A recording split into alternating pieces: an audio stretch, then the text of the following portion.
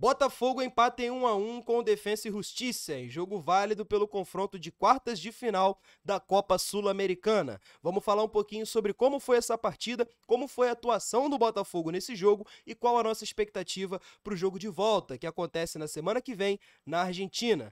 Virando a chave, pelo Campeonato Brasileiro, o Botafogo confirma que todos os ingressos foram vendidos para o duelo contra o Bahia, que acontece no domingo, às 4 horas da tarde, ou seja, teremos Newton lotado. Então vem comigo e vamos falar de Botafogo aqui no canal Fogão do Meu Coração.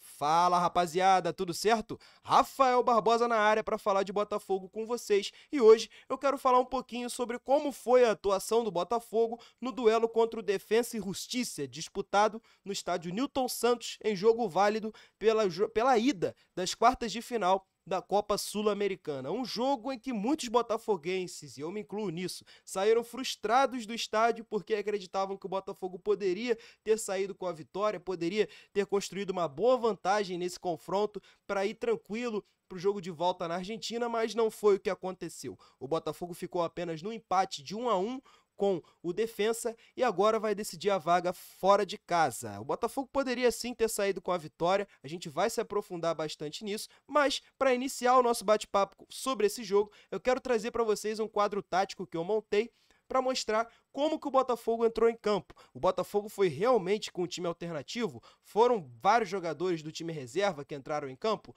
Vamos lá, vamos falar sobre isso nesse quadro tático aqui, e aqui eu trago-lhes a escalação do Botafogo, que foi a campo com Gatito no gol, goleiro reserva, JP Galvão na lateral direita, terceira opção na lateral direita do Botafogo, Felipe Sampaio, zagueiro reserva, Adrielson foi poupado, Cuesta, esse não, esse é titular. Na lateral esquerda, Hugo, que é um reserva também, o Hugo é reserva do Marçal, mas o Marçal tá machucado, então de qualquer jeito o Hugo iria jogar. Na meia direita, Tietê, jogou como meia direita, e fechando um triângulo aqui no meio-campo com o Gabriel Pires, Danilo Barbosa, Lucas Fernandes, na esquerda o Vitor Sá e no comando de ataque, Matheus Nascimento. Botafoguenses que entendem muito de tática, que entendem muito de futebol, pelo amor de Deus, me corrijam se eu estiver errado. Mas eu acredito, pelo meu entendimento, que o Botafogo foi a campo com esse desenho aqui, tá? E algumas coisas eu não curto nessa formação. Acho que o Tietê aqui pelo lado direito, ele tira a profundidade que o Botafogo pode ter, já que raramente a gente vai ver ele chegando à linha de fundo. Apesar do gol do Botafogo ter saído de um cruzamento do Tietê, que partiu aqui da direita para a cabeça do Gabriel Pires, poucas vezes a gente viu isso acontecer no jogo e a gente nunca vai ver ele chegar no fundo e tentar um drible aqui contra o lateral, ir para dentro do zagueiro, coisa que pelo lado esquerdo acontece com o Vitor Sá, acontece quando o Segovinha está em campo, acontece quando o Carlos Alberto está em campo, acontece quando até o Júnior Santos está em campo. Eu vou falar um pouquinho sobre o Júnior Santos nesse vídeo também, mas com o Tietê não acontece, eu senti um pouco de falta disso nesse jogo, mas de resto, enfim, o Botafogo foi a campo desse jeito, e aí um 4-5-1, ou então um 4-1-4-1, se a gente contar o Danilo Barbosa como esse 1, né, entre essas duas linhas de 4. E assim foi o Botafogo a campo, com 6 ou 7 jogadores aqui que não fazem parte do time titular, né? A gente pode contar o JP Galvão, o Felipe Sampaio, o Gatito, o próprio Hugo, mas eu não vou nem contar com o Hugo, mas sim o Danilo Barbosa, o Lucas Fernandes, o Gabriel Pires, que eu não considero ainda um titular, mesmo que eu acredite que ele tem potencial para isso. Ainda não é um titular do time do Botafogo, tá voltando de lesão agora. Matheus Nascimento, ou seja, o Botafogo foi sim com um time bastante alternativo para enfrentar o Defensa nesse duelo de ida. Algo que gerou um incômodo muito grande em muitos torcedores, que partem do princípio de que por ser um jogo importante, por ser um jogo em uma fase já avançada na competição, que os torcedores querem sim que o Botafogo conquiste esse título, o Botafogo deveria ter levado mais a sério e ter entrado com força máxima. Ah, Rafa, você concorda com isso? Mais ou menos. Porque a gente tem que levar em conta o resultado e o motivo do qual a gente está fazendo essa crítica. Alguém fez uma crítica pelo Botafogo ter entrado com um time alternativo contra o Guarani? Não, porque o Botafogo venceu o jogo de ida e se classificou. Alguém fez alguma crítica no jogo contra o Patronato? Alguém fez alguma crítica nos jogos da fase de grupos, em que o Botafogo entrou com time alternativos? Porque o Botafogo entrou com time alternativos em vários jogos da Copa Sul-Americana e obteve bons resultados em diversos jogos da Copa Sul-Americana. Não à toa, o time ainda está invicto na competição, tá? O Botafogo tá vivo no confronto, a gente vai falar sobre a expectativa para o jogo de volta mais para frente, mas o Botafogo ainda está vivo no confronto, apesar de que poderia ter vencido o jogo sim, mas o ponto em que eu tô querendo chegar é de que grande parte dos torcedores que estão criticando o Botafogo por ter entrado, o Bruno Lage, por ter entrado com um time alternativo, não estariam criticando caso o Botafogo tivesse vencido o jogo. Coisa que eu acho que o Botafogo mereceu, e mereceu bastante. Olha, só de chances claras que o Botafogo teve, a gente pode contar uma bola do Luiz Henrique no segundo tempo, em que ele saiu driblando todo mundo, saiu cara a cara com o goleiro, e por um pouquinho que ele adiantou, o goleiro conseguiu sair nos pés dele. Uma bola do Lucas Fernandes, que essa sim ele deu mole, que ele teve no primeiro tempo, uma chance de finalizar praticamente da marca do pênalti ali, quase que na pequena área, e ele pega com perna ruim de esquerda, é verdade, mas que não é justificativa, ele realmente perdeu um gol feito. Teve uma outra bola do Lucas que ele chapa lindamente no ângulo esquerdo do goleiro, o goleiro vai buscar. Teve um outro lance também com o Lucas Fernandes, que dessa vez o Vitor Sá rolou para ele, e o zagueiro por 1 centímetro conseguiu tirar. O Botafogo criou diversas chances nesse jogo, galera, e o Botafogo mereceu vencer, ainda mais se a gente levar em conta que o gol que o Botafogo tomou foi um acidente de trabalho total. O Gatito espalma uma bola sem querer para o meio da área e o Cuesta se enrola com a bola e o time adversário faz o gol. Cara, o Botafogo não mereceu perder, galera. Apesar do defensa ter dado um calorzinho ali no primeiro tempo e algumas bolas cruzadas na área que levaram perigo assim ao Botafogo, mas que também não terminaram em nenhuma finalização perigosa, o Botafogo mereceu bastante vencer sim, galera. Se o Botafogo tivesse vencido, repito, vários torcedores que estão criticando o fato do Botafogo ter entrado com um time alternativo não estariam fazendo essa crítica no momento. Eu não tô querendo chamar vocês de resultadistas, mas, de fato, o Botafogo mereceu vencer e não venceu no detalhe, e tem muita gente criticando o fato de ter entrado com um time alternativo. Acho que isso não aconteceria se o Botafogo tivesse vencido o jogo. Mas sem querer passar pano pro Bruno Lage, tem algumas críticas a fazer a ele, alguns questionamentos a fazer ao Bruno Lage. Começando por Carlos Alberto. Por que não estava relacionado? Acho que o jogo se desenhou bastante para o Carlos Alberto, sabia? Em alguns jogos dessa temporada em que o Botafogo estava vencendo por 1-0 e que o adversário se lançou para atacar o Botafogo e o Carlos Alberto estava em campo, o que aconteceu?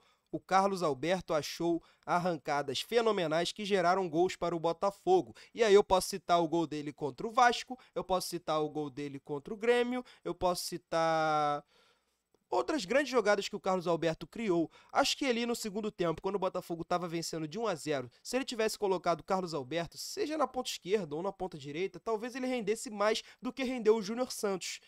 E por que eu tô falando do Carlos Alberto? Porque ele nem relacionado foi, galera. Assim, eu não sou fisiologista, eu não tô lá dentro do Botafogo para entender o motivo, mas a informação que eu tenho é de que o Carlos Alberto ficou fora por opção técnica. Aí eu não concordo com o Lage, porque a gente viu, principalmente quando o Caçapa estava no comando, de que ele é um jogador importante para o elenco. Então aí é minha primeira crítica ao Lage no jogo de ontem, não ter levado o Carlos Alberto. A segunda crítica, que eu não vou me aprofundar muito, porque, repito, não tô lá dentro do Botafogo para saber o que acontece, para saber do dia a dia do clube, mas não vou deixar de fazer essa crítica. Por que o Diego Hernandes não entrou? Por que o Diego Hernandes não foi utilizado? Se ele é um cara que é tão bem falado, que é tão bem quisto pelo mundo do futebol, pelo seu talento, por ser um cara que já foi até convocado para a seleção principal do Uruguai, em um jogo que o Botafogo esteve sem o Eduardo, que o Lucas Fernandes tentou e não conseguiu guardar, e que o Gabriel Pires não aguentou jogar os 90 minutos, por que o Diego Hernandes não entrou em campo? É curioso, é no mínimo curioso o fato do Diego Hernandes não ter tido chance no Botafogo, tá? Não ter tido as chances que ele merece ter pelo status que tem, pelo status ao qual ele foi contratado. É curioso, é no mínimo curioso o fato do Diego Hernandes não ter entrado. E a terceira crítica não é nada demais, é só esse fato aqui que eu trouxe para vocês do Tietê ter jogado como meia-direita. Eu acredito que o Botafogo perde muita profundidade com isso aqui, tá? Mas a quarta crítica, eu vou fazer uma quarta crítica também. Matheus Nascimento como titular, tá? Acredito que você poupar jogadores não significa que você deve dar chance pra todos só porque, cara, não é escolinha, cara, que todo mundo tem que jogar, entendeu? É futebol profissional e eu acredito que o Janderson e o Diego Costa estão num nível hoje muito acima do Nascimento. Não acho que ele mereceu essa chance, tá? Não acho que era o momento de dar mais uma chance pro Matheus Nascimento, que nada conseguiu produzir no primeiro tempo. Então, pelo menos aí 4 críticas que eu tive para fazer ao Lage. Não acho que o erro principal foi ter começado com o time alternativo, foi ter ido a campo com o time alternativo, mas tem essas críticas a fazer a ele sim, tá? Tem essas críticas a fazer ao Lage, sim. Mas, todavia, entretanto, o Botafogo tá vivíssimo no confronto. Como que um time... Vocês acham que um time que venceu Flamengo fora, Palmeiras fora, Grêmio fora, não tem condições de chegar na Argentina e vencer o Defensa e Justiça? Tem totais condições de vencer essa partida, ou de, no mínimo, empatar e levar para os pênaltis, e se classificar nos pênaltis. O Botafogo tá vivíssimo no duelo, o Botafogo tá vivíssimo na Copa Sul-Americana, e eu acredito que o Botafogo vai sim se classificar, que na volta, com Eduardo em campo, com Diego Costa ou até Janderson, começando como titulares, ou PR no gol, Adrielson de volta, de Plácido na lateral, o Botafogo tem totais condições de chegar lá e jogar o futebol que vem jogando no Campeonato Brasileiro e sair com a classificação. O que vai fazer com que o Botafogo até cresça mais ainda na temporada, tá? Vai dar bastante moral. Você não conseguir fazer o resultado em casa e buscar fora, vai dar bastante moral pro time do Botafogo. Eu espero que isso aconteça. Rezo a Deus para que isso aconteça. Porque, agora falando um pouquinho sobre o foco do Botafogo na Copa Sul-Americana, o porquê do Botafogo ter entrado com o time em reserva? Cara, em alguns momentos você tem que poupar. Não tem jeito. Todas as equipes têm que priorizar e hoje a prioridade 1 do Botafogo é sim o Campeonato Brasileiro. Ah, isso é doideira, Rafa, não sei quem tem que priorizar as duas. Cara, não dá pra priorizar as duas. Nem as equipes que têm os elencos mais recheados do mundo conseguem, na maioria das vezes, chegar em 3 competições ou em 2 competições. Cara, acredito que dava pra entrar com o time titular e ter forçado? Dava. Mas aí a gente olha pra um PR que vem sofrendo fisicamente nos últimos jogos, pra um Eduardo então que nem se fala, e outros jogadores que vêm se doado tanto e que não... Cara, uma hora eles precisam descansar, não tem jeito. E se tinha um jogo ainda esse ano, nessa temporada, que o Botafogo poderia ter poupado, poderia ter entrado com peças alternativas, até para testar mesmo a qualidade, dar a minutagem para alguns jogadores, esse jogo era esse duelo de ida contra o Defensa. Por quê? No jogo da volta não dá. E a partir da semifinal é só guerra. Contra o São Paulo, eventualmente vai ser uma guerra, ou então contra a LDU vai ser a mesma coisa, e a partir disso é final, ou seja, não tem mais como poupar na Sula a partir desse jogo. E no Brasileirão, então, nem se fala. Então, o último jogo da temporada que o Lage tinha para fazer alguma coisa de diferente, para inventar, vou usar essa palavra, era esse. Tá? Inventou e o resultado não veio, mas como disse, o Botafogo tá vivíssimo, galera. O Botafogo tá vivíssimo, tem totais condições de buscar essa vaga fora de casa, tá bom? Elegendo o melhor em campo no time do Botafogo, eu vou escolher o Gabriel Pires, cara. Voltou de lesão depois de um bom tempo e jogou muita bola. O pior em campo, eu vou ficar com o Gatito e o Cuesta, tá bom? Porque participaram da bananada que foi o gol que o Botafogo tomou. Mudando de assunto então, galera, já virando a chave da Copa Sul-Americana para o Campeonato Brasileiro, o Botafogo confirma que teremos casa cheia no domingo. Glória a Deus! Glória a Deus, mais uma vez teremos o Nilton lotado para mais um jogo do Brasileirão. Teremos festa, festa confirmada, vai ter mosaico, com certeza.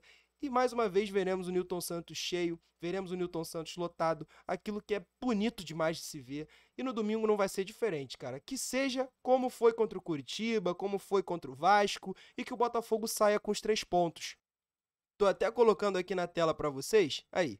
Página oficial do Botafogo no Instagram, confirmando, ingressos esgotados, então quem comprou, comprou, quem não comprou, não compra mais, mas eu tenho certeza que quem não vai conseguir estar presente nesse jogo, vai torcer de casa, vai torcer muito de casa e vai estar vibrando aqui, ó, na cabeça e no coração a favor do nosso Fogão, porque esse ano é assim, galera, mesmo à distância, mesmo na Argentina, quarta-feira que vem, mesmo não estando no estádio, esse ano é todo mundo com vibração positiva no máximo, é todo mundo pensando positivo no máximo, a favor do nosso Fogão. Galera, hoje eu vou ficando por aqui. Foi muito bom bater esse papo com vocês. Até a próxima. Um forte abraço e valeu!